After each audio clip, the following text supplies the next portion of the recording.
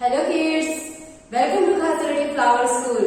So kids, today I am going to explain about chapter 11 Meera बहन और बाघ।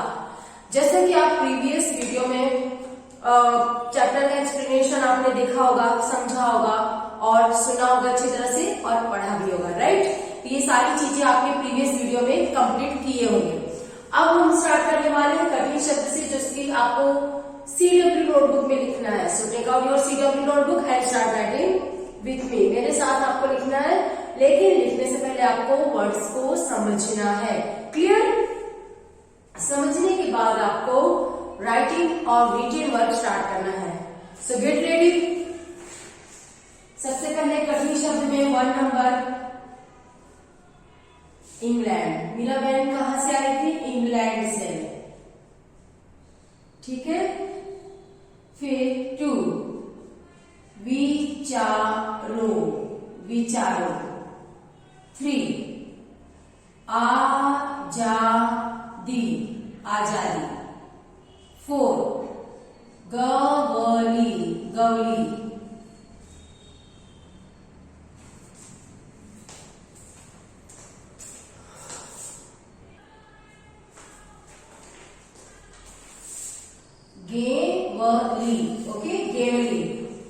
5 number आश्रम।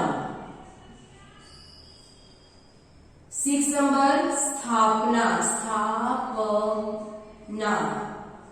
7 नंबर खतरनाक, खतरनाक, ठीक है।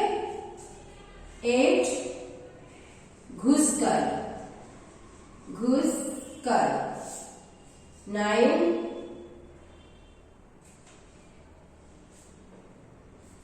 ठीक है। इतने आपके ये कठिन शब्द हो गए। Okay clear students? एक बार फिर से रीड करेंगे। इंग्लैंड, विचारो, आजादी, गैंगली, आश्रम, स्थापना, खतरनाक, घुसकर। ठीक है। तो हम कठिन शब्द शुरू करने से पहले कुछ खास चीजों का आज ध्यान रखेंगे।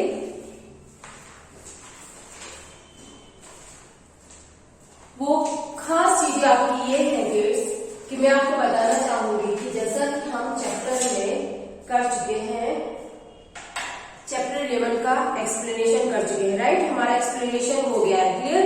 आप लोगों ने उस चैप्टर को पढ़ा भी होगा और मैंने आपको क्लास में भी समझाया है कि चैप्टर्स को 2 से 3 बार कंपल्सरी रीड करना है।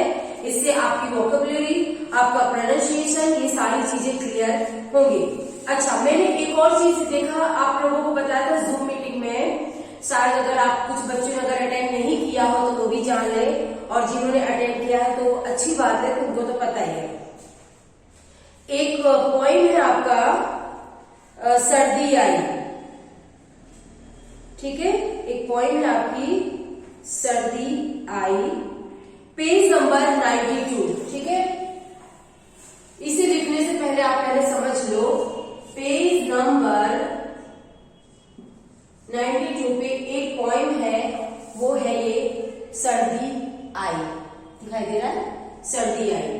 सर्दी आई जो पॉइंट है बच्चों, इसमें सर्दी के विषय में बताया गया है। आप सभी को पता है कि अभी सर्दी का सीजन चल रहा है, विंटर सीजन चल रहा है, ठीक है। विंटर सीजन में हम सब अपनी बॉडी को कवर करके रखते हैं, ब्लैंकेट से, स्वेटर से, स्कार्फ से, हैंड ग्लव से, मास्क वगैरह सारी चीजों को हम अपनी बॉडी को क्या करते हैं? प्रोटेक्ट करने के लिए पहनते हैं, राइट? है ना?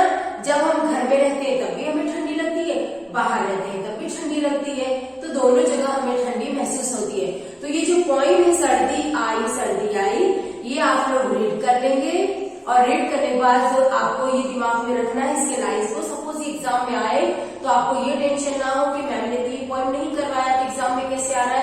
मे बी ये पॉइंट आ सकता है एग्जाम में, तो इस पॉइंट को भी ध्यान में रखना है, रीड करना है। एक बार मैं आपको रीड करके बता देती हूँ। सर्दी आई, ठंड पहने वर्दी आई। इट मीन्स सर्दी आई, लेकिन कैसे आई? ठंड पहन करके। मतलब सर्दी का मतलब चारों तरफ ठंडी ठंडी, ऐसा हो क्या पहन करके आई? वर्दी आई। आपका चैप्टर का नाम है, चैप्टर नहीं जनरल ऐसे पॉइंट है ये, सर्दी आई, ठीक है। एक जनरल पॉइंट है, इसे आपको अपनी CW नोटबुक में लिखना है। क्या करना है? CW नोटबुक में लिखना है। किसे? इस पॉइंट को। सर्दी आई, अच्छी राइटिंग में CW नोटबुक में लिखना है। ठीक है, पेज नंबर 92। सबने लादे ढेर से कपड़े, सबने लादे ढेर से कपड़े, चाहे दुबले चाहे तगड़े, चाहे वो दुबले हो चाहे वो तगड़े हो, सबने बहुत सारे ढेर से कपड़े पहन करके रखे हुए हैं। ओके, नाक सभी की हो गई लाल, नाक सभी की हो गई लाल, सुकड़ी सबकी चाल हो गई। सुकड़ी में ऐसे करके चल रहे हैं, कोई ऐसे स्ट्रेट होकर के नहीं चल रहा है सबको, चाहे वो बच्चा हो चाहे वो बूढ़ा हो चाहे वो जवान हो, ऐसे सबको ठंडी लग रही है। राइट, ठिठुर रहे हैं कांप रहे हैं, ठिठुर रहे हैं कांप रहे हैं, दौड़ रहे हैं हाँफ रहे हैं।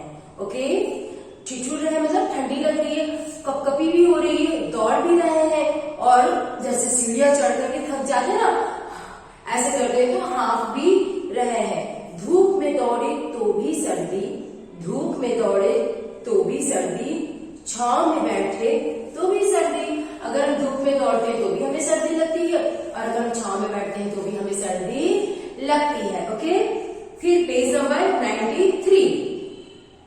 बिस्तर के अंदर भी सर्दी, बिस्तर के अंदर भी सर्दी, बिस्तर के बाहर भी सर्दी, बाहर सर्दी घर में सर्दी, पैर में सर्दी सर में सर्दी, इतनी सर्दी किसने कर दी, इतनी सर्दी किसने कर दी, अंडे की जम जाए जल्दी।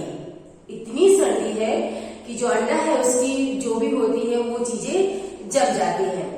ओके, सारे बदन में ठिठुरन भर दी, सारे बदन में ठिठुरन भर दी, जाड़ा है मौसम बेदर्दी। वाह, सुपर, इतनी फैंटास्टिक पॉइंट है ये, इतनी ब्यूटीफुल कविता है कि आप अगर इसे खुद से जब एक एक्सप्रेशन के साथ रीड करेंगे तो आपको बहुत मजा आएगा। ठीक है, तो ये कविता आपको भी लिख लेना है CW नोटबुक में, जैसा मैंने यहाँ बोर्ड पर मेंशन कर दिया है। और इस कविता के राइटर है, इसको किसने लिखा है, इस खूबसूरत कविता को? सफदर हाशमी ने लिखा है। किसने? सफदर हाशमी ने। क्लियर? तो ये कविता आपको अपनी CW नोटबुक में लिखना है। ओके, कविता का नाम है सर्दी आई। Clear students? ओके,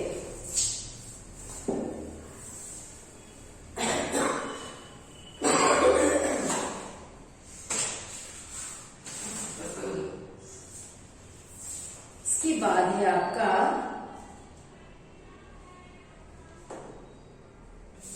अब हम अपना टॉपिक स्टार्ट करेंगे। ठीक है, तो अब ये आप सोचेंगे कि हमें इसके ये कठिन शब्द लिखने के बाद पॉइंट लिखना है, तो ऐसा नहीं है। आपको सबसे पहले पॉइंट लिखना है, पेज नंबर 92 वाला पॉइंट लिखने के बाद आपको ये वर्क स्टार्ट करना है। ओके, सबसे पहले पॉइंट, उसके बाद चैप्टर 11। माइंडेड, ध्यान में रखना। कठिन शब्द हो गया। अब इसके बाद लिखेंगे हम शब्दार्थ। क्या आएगा हमारा? शब्दार्थ, शब्दार्थ। ठीक है, 1 नंबर इंग्लैंड, इंग्लैंड। ठीक है, फिर 2 गेवली, गेवली। 3 अक्सर। 4 पालतू, पालतू। 5 पिंजड़ा, पिंजड़ा। 6 मिमियाना, मिमियाना, मिमियाना। 7 चकित, चकित, चकित। ओके, अब चलिए इसका आंसर लिखेंगे हम।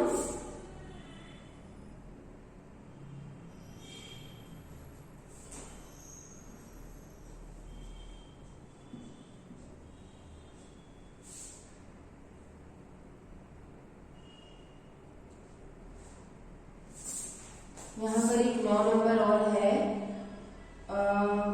घुसकर लिखा था मिमियाना, ये भी आपके लिए कठिन शब्द है। मिमियाना और 10 सेकेंड नंबर चकित, क्या है? चकित। अब चकित का मीनिंग हमें यहाँ पता चलेगा कि चकित का मीनिंग क्या होता है। इंग्लैंड मतलब हुआ एक देश का नाम, एक कंट्री का नाम है। जैसे हमारी कंट्री का नाम क्या है बच्चों?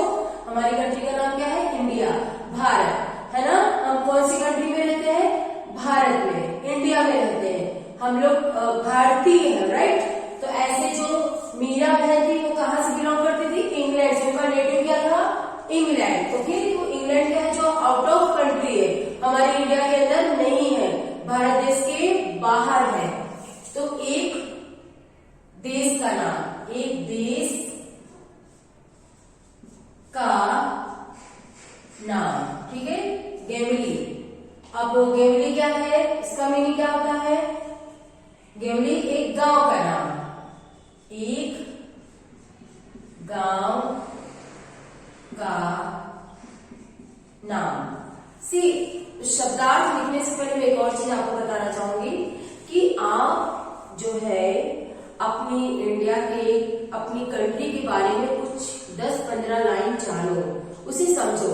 जैसे कि who is the president of our country, who is the prime minister of our country, who is the chief minister of Gujarat, what is the capital of India, what is the capital of Gujarat। ठीक है, कुछ चीजों को आप बच्चों, इस चीज को आप समझो। आप जिस कंट्री में रहते हो उस कंट्री के विषय में थोड़ी नॉलेज रखो कि भारत देश क्या है, हम कहाँ रहते हैं, किस एरिया में रहते हैं, हमारे भारत देश का राजधानी क्या है, हमारे भारत देश के प्रधानमंत्री कौन है, माननीय राष्ट्रपति कौन है। तो इन सभी लोगों का नाम आपको आना चाहिए। आप गुजरात के अंदर रहते हैं तो गुजरात का कैपिटल क्या है, कैपिटल का मीनिंग क्या होता है।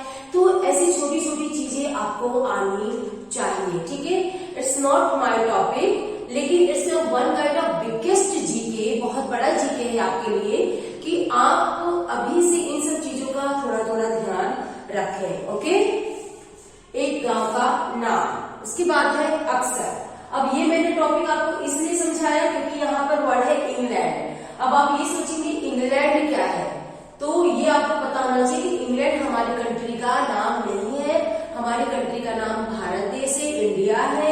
इंग्लैंड हमारी कंट्री के बाहर का देश है। तो ये भी एक कंट्री है जो, जहां से मीरा बहन इंग्लैंड से हमारे इंडिया के अंदर आई थी। और किसके साथ उन्होंने काम किया? गांधी जी के साथ रह करके, ठीक है। एक गांव का नाम। उसके बाद है अक्सर, मतलब हमेशा, हमेशा। पालतू, पालने लायक जानवर। पिंजड़ा, जानवरों को रखने वाला,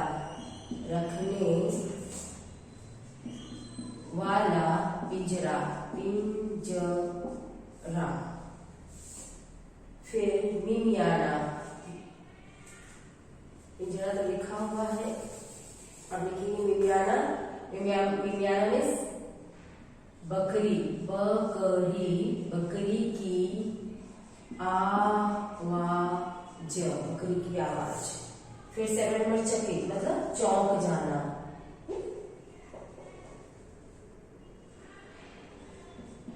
चौंक जाना या आश्चर्य होना, आश्चर्य होना, ठीक है। चौंक जाना, आश्चर्य होना। 2 यहाँ पर कंप्लीट हुआ।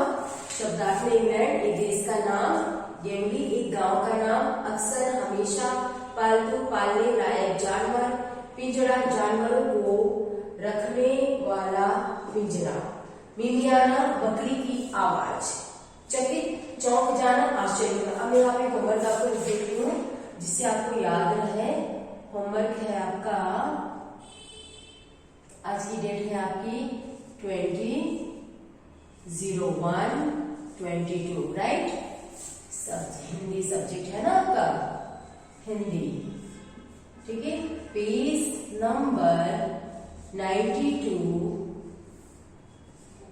सर्दी I write it in CW notebook and learn it. Okay, और इसे लर्न भी करना है, ठीक है। ये आपका पेज नंबर 92, सर्दी I write it in CW notebook and learn it. Clear students, this is your homework. ठीक है, तो यहाँ पर मैंने यहाँ पर क्या एक्सप्लेन कर दिया है। यहाँ पर आपका 2 क्वेश्चन क्लियर हो गया, एक कठिन शब्द, एक शब्दार्थ। सो किड्स, आई होप कि आपको ये दोनों क्वेश्चन समझ में आए होंगे, और जो मैंने आपको इंस्ट्रक्शन दिया है, जैसे कि कंट्री के बारे में जो मैंने बताया, उन सभी बातों का आप ध्यान रखेंगे।